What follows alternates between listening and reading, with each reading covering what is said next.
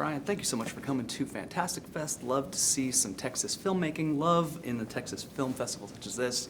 How's your day going? It's going great, man. I'm very excited to be here. Love the festival. Excellent.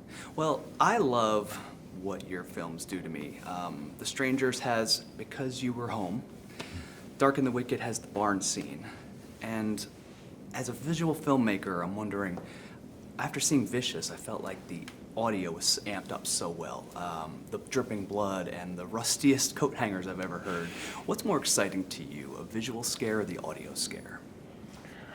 I mean, I guess it depends on the story. I knew, when I was writing the script, I knew that audio was going to be probably the key component.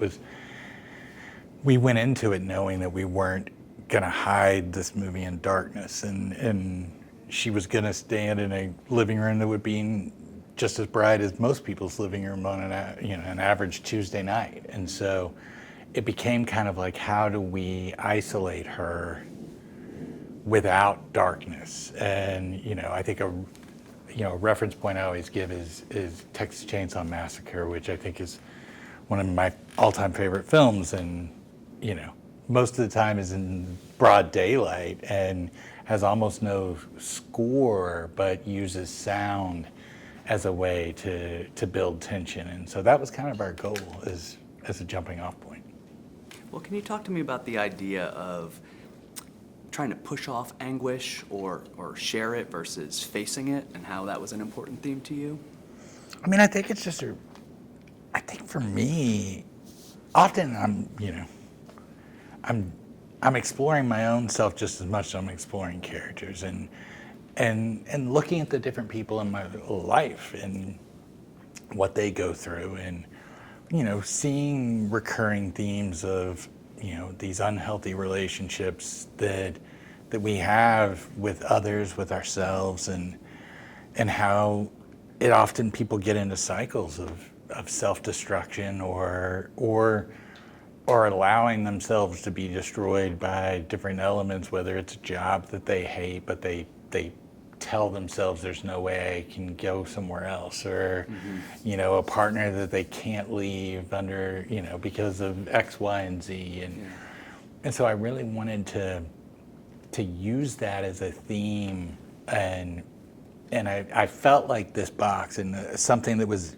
forcing her to ask very specific questions, could start to feed into those themes and build something that felt true to at least some people.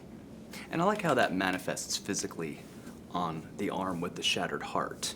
And I'm curious, what elements did you want to try to lay as maybe a little Easter eggs, or like tell the story visually without?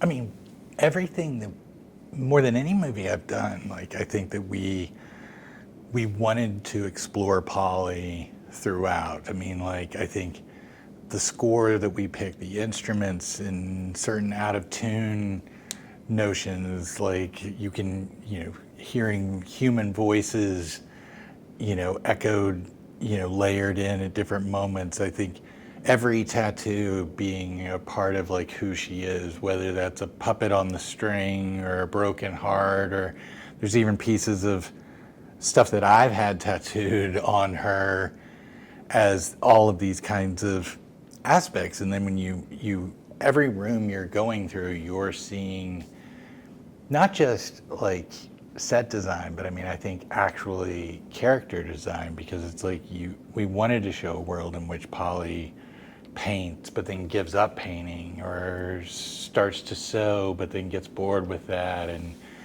picks up the guitar, and because she's searching, but she doesn't know, she's in her own way, so she's not finding anything. Well, I have it on good authority you have an affinity for chapstick. Yeah. Last one's a physical challenge. Thumb wrestle. I win, I get a part in your next movie. You win, I get you a year's supply of chapstick. All right. 1, 2, 3. Oh, you got some gigantic thumbs. Oh, sneak attack. Thanks so much for your time, Ryan. Take it easy. Who told you that? Just... Michael Abbott Jr. Yes. Yeah, so. Thank you. The second you took it out, I was like, I need some chapsticks.